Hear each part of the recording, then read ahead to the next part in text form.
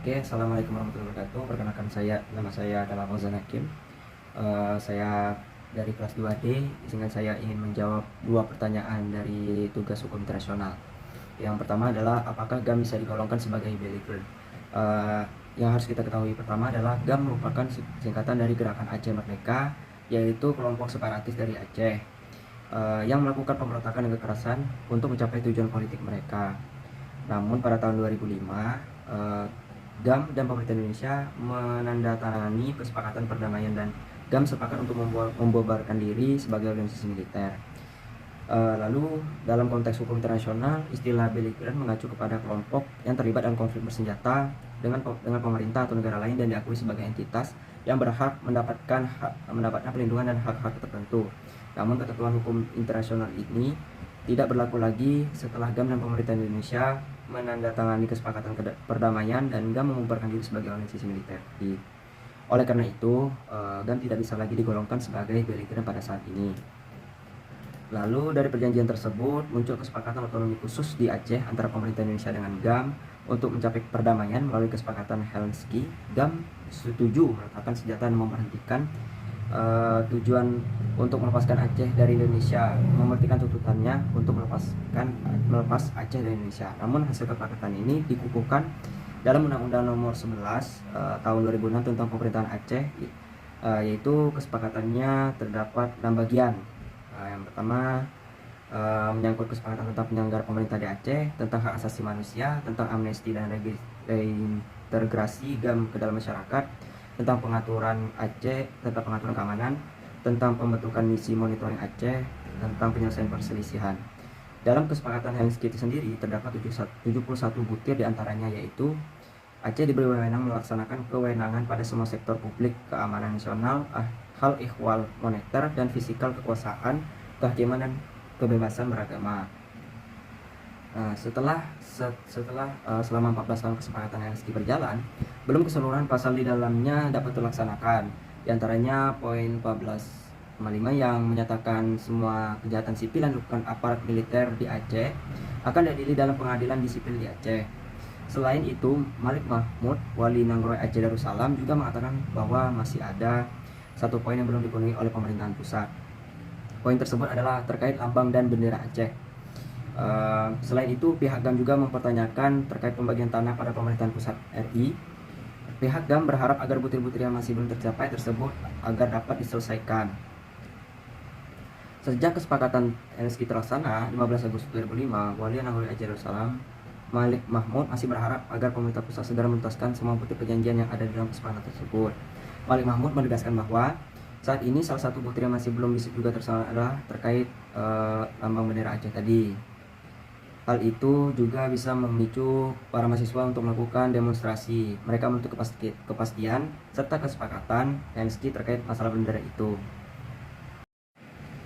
Lalu Eltri Setwayantara R dalam jurnal Law Reform berjudul Nota Kepahaman Memorandum of Understanding RI GAM dalam perspektif hukum menegaskan bahwa perjanjian internasional memang tidak terbatas pada negara saja, namun subjek hukum internasional secara umum. Menurutnya, dengan adanya nota kesepahaman antara pemerintah Indonesia dengan GAM, berarti pemerintah Indonesia secara langsung maupun tidak langsung mengakui GAM sebagai belligerent yang merupakan subjek hukum internasional yang dapat membuat perjanjian internasional. Lalu secara teoritis, GAM dapat dikategorikan sebagai belligerent karena telah memiliki organisasi yang terpimpin dan teratur, memiliki simbol atau tanda pengenal yang menunjukkan identitas tetap penguasai wilayah tertentu. Namun unsur penguasaan wilayah ini tidak dapat dikatakan efektif dengan melihat bahwa anggota GAM kebanyakan bergerilya di hutan dan pemerintahan yang efektif masih dikendalikan oleh Indonesia di seluruh wilayah Aceh.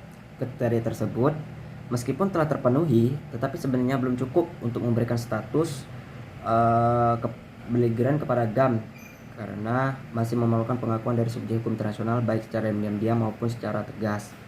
GAM telah dianggap mendapatkan pengakuan secara diam-diam dari subjek hukum internasional lain karena adanya keterlibatan pihak ketiga baik dalam proses perundingan dan pelaksanaan nota kesepahaman. Namun Indonesia sendiri tidak mengakui GAM sebagai belligerent.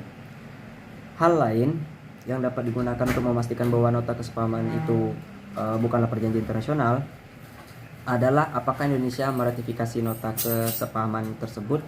Karena jika dipandang sebagai perjanjian internasional, maka Indonesia akan meratifikasi nota kesepahaman tersebut. Lalu saya akan lanjut ke pertanyaan nomor 2, yakni mengapa individu dianggap sebagai subjek hukum internasional.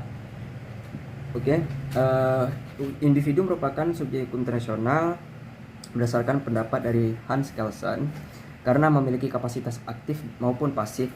Kapasitas aktif berarti ilmu hukum memberikan peran terhadap individu secara aktor dan atau pelaku dari ketentuan normatif yang dihasilkan dari hukum internasional.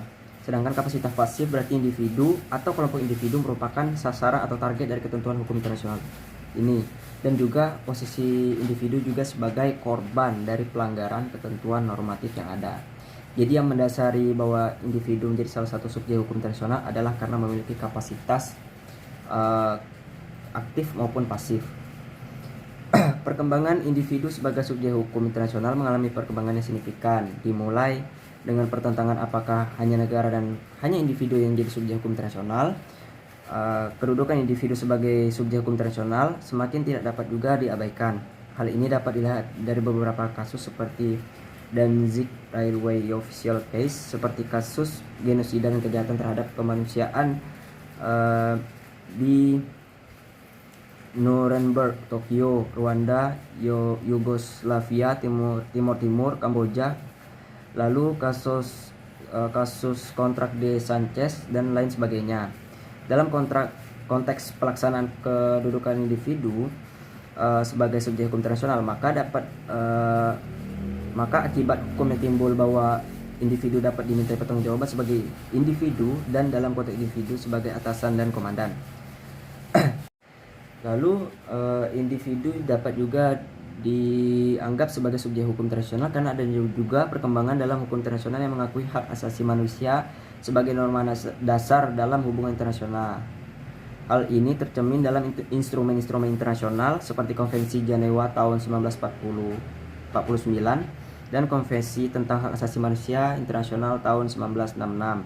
Dalam beberapa konteks, individu dapat diberikan status hukum internasional dan seperti pada kasus pelanggaran hak asasi manusia di tingkat internasional. Dalam kasus seperti itu, individu dapat menjadi korban pelanggaran hak asasi manusia yang dilakukan oleh negara ataupun kelompok non-negara dan memiliki hak untuk mengajukan gugatan ke badan-badan hukum internasional seperti Mahkamah Internasional dan Komisi Hak Asasi Manusia (PBB). Selain itu, juga dapat dianggap sebagai subjek hukum internasional dalam konteks perjanjian internasional. Beberapa perjanjian seperti hak anak-anak dan konvensi tentang status pengungsi memberikan hak-hak langsung kepada individu dan memungkinkan individu untuk mengajukan gugatan kepada badan-badan hukum internasional jika hak-hak mereka telah dilanggar. Namun perlu dicatat bahwa status hukum internasional individu ini masih terbatas dan mereka tidak memiliki kedudukan yang sama dengan negara sebagai subjek hukum internasional utama. Hal ini disebabkan oleh prinsip kedaulatan negara dan kebutuhan untuk menjaga stabilitas hubungan internasional. Baiklah, sekian dari 2 pertanyaan yang telah saya jawabkan. Mohon maaf bila masih terdapat kekurangan atas penjelasan yang saya sampaikan. Saya pamit dan saya terima kasih. Wassalamualaikum warahmatullahi wabarakatuh.